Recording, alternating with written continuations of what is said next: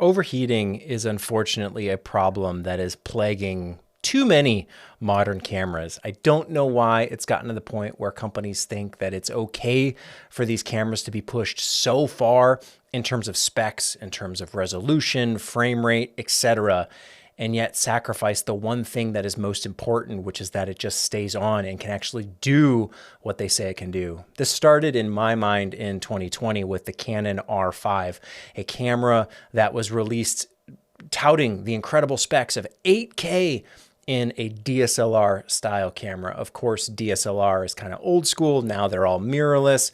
But regardless, these hybrid photography cameras, hey, you can shoot 8K in one of these, but it will overheat on you. I found that very frustrating at the time, and flash forward to 2025, where we are now, plenty of cameras from Sony, Nikon, and Lumix overheat in a way that I find to be unacceptable. And most recently, this would apply to the S1R Mark II. And before you go to the comments, which you're more than welcome to, please leave a comment and let me know what you think. But there will always be someone in the comments talking about how these cameras are designed for photography, and if they overheat for video, you got to wait for the video version. And I think we are well beyond that argument. I find it basically just foolish and an excuse for all these companies to keep doing what they've been doing, which is release cameras, touting the specs, touting the resolution, touting the frame rates, uncropped this, uncropped that. You can do so much, except it's always capped within a certain time frame, only for 15 minutes or only for 30 minutes or only for 10 minutes in some situations. It's very, very frustrating, and they're all guilty of it. And it's even more frustrating when these cameras are released saying that they're hybrids. They're for photographers and videographers. There's plenty of people out there who are shooting all types of video content, and they would love to shoot 8K. They would love to have a camera that can do photo and video all in one. That is the dream of the hybrid. And yet, if it can't do it reliably, if it can't do it consistently, if it can't do it in most conditions outside of the studio, yeah, indoors in controlled environments, let's face it, how many of us are always given that luxury where it's always a comfortable 72 degrees Fahrenheit? It's not usually the case. We're outside, we're inside, but it's hot. There's a bunch of people. The air conditioning can't keep up. There's always scenarios we find ourselves in where overheating is a problem, not just for people, but also for the cameras. And yet there are cameras that are given the proper thermal management, and they can stand up to those challenges. And it's unfortunate that it's very hard for customers to decide which ones are good and which ones are bad. You see, this happened to me with the Lumix G9 Mark II. And at the time, a lot of people said, well, it's my fault because I didn't pay enough attention to the reviews. I didn't read the fine print. I didn't, when I bought it, realize what I was signing up for.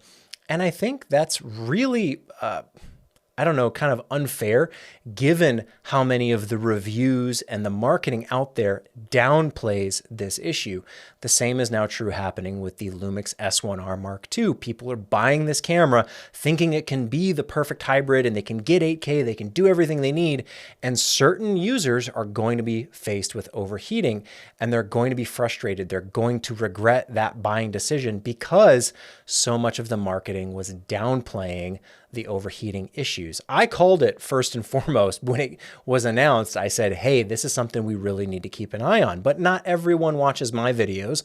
Most people are going to see the people who had early access, the people who got to review it, the people who got to push it at the forefront at the announcement. And almost all of those people downplayed overheating, leading to certain individuals. I don't know how many, I don't know what percentage it is, but there's certainly out there people who bought the camera expecting one thing and got another. And there is nothing worse than that feeling. I kind of maybe was an early experiencer of this on the G9 Mark II, where everyone's saying, this is basically like a GH6 with autofocus, and it's so awesome, and the video features are right there. You get 10-bit, you get 422, you get all the things you would want, just like a GH6, but with autofocus. And yeah, it might overheat, but really it's not an issue. And then the moment I start using it, I realize very quickly that it does overheat. And yet something like the S5 Mark II, which is the exact same body style as the G9 Mark II, doesn't overheat. Someone like me who lives in the Southwest, who lives in Arizona, who films in particularly challenging conditions from time to time. The S5 Mark II, same body style as the G9 Mark II. The S5 Mark II does not overheat because it was given proper thermal management by having vents, having ports, having exhaust ports to get that heat out of the camera. Such a small, silly, stupid thing that was removed from the G9 Mark II. And for what? For a dissatisfied customer, someone who bought it thinking, hey, yeah, this will probably work. Most people say it's not an issue. And now the cycle repeats with the S1R Mark II. They're saying, yeah, it does have limitations. They're saying it could overheat. And yeah, you got to be careful. But there's no one making the noise that I think ought to be made. Everyone's just happily taking, oh, yes, another great camera. Woo, thank you, 8K. That's great. And yet, instead of holding these companies accountable, saying, no, we don't want that. We want you to give us, yes, those features are great. 8K, the resolution, the frame rates, we want all of that, but you need to have proper thermal management. If you're pushing these things too hard, too far, it doesn't matter what the marketing hype says if I can't actually use it for more than 10 or 20 minutes in what I would say, we're not talking about filming inside a volcano where it's, upwards of 200 degrees, 300. It's not crazy conditions as normal operating temperatures from down to probably 0 Fahrenheit up to 100 Fahrenheit and everything in between. We should be able to shoot in those conditions that most of us encounter. If it's the extreme cold because it's snowy and you're outside, I want cameras that can handle that. Same is true on the opposite side where we have thermal management with fans and vents to exhaust the heat from the camera.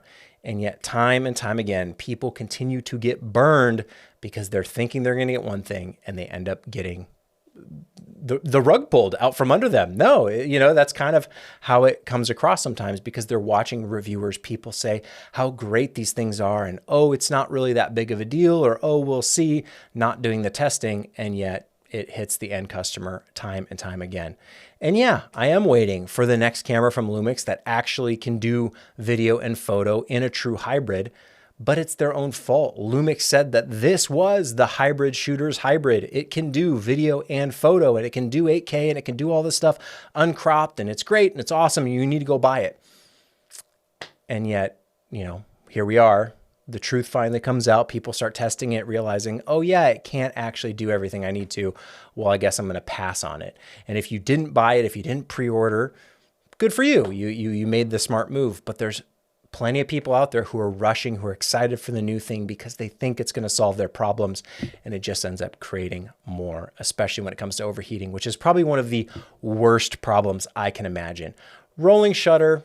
Yeah, no one wants to deal with skew and jello, but at least the camera is still functional. At least it still operates. You get to use it and shoot footage, and maybe it's too warbly for you, or maybe it's not. Maybe it's fine because what you're filming is static. But overheating is the one thing that renders the camera itself to be a brick. Everything just turns off, and you've got nothing to do other than wait for it to cool down. And again, this isn't Lumix only. Canon, Sony, Nikon, they're all guilty of releasing products that just can't handle the heat. And unfortunately, I'm going to keep talking about it until they all figure out that, oh, this is something we want. Let's put a fan in it. Let's put the vents back in. Let's not remove them for weather sealing or whatever they want to say and claim and artificially limit these cameras. I'm sick of it. I'm sick of talking about it. I don't want to have to say it anymore. And yet, here we are, more cameras that struggle under the heat, under the pressure of normal production.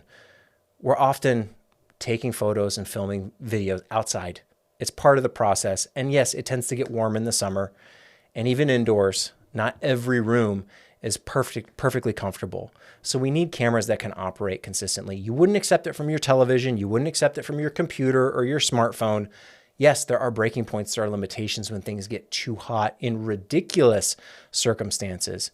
And yet these cameras are some of the weakest, most susceptible. And I don't know why they keep building them this way. I wish they would change their approach, their design philosophy, and prioritize something that makes such a big difference. If the camera overheats, it's off. You can't do anything with it. That should not be acceptable under any circumstance.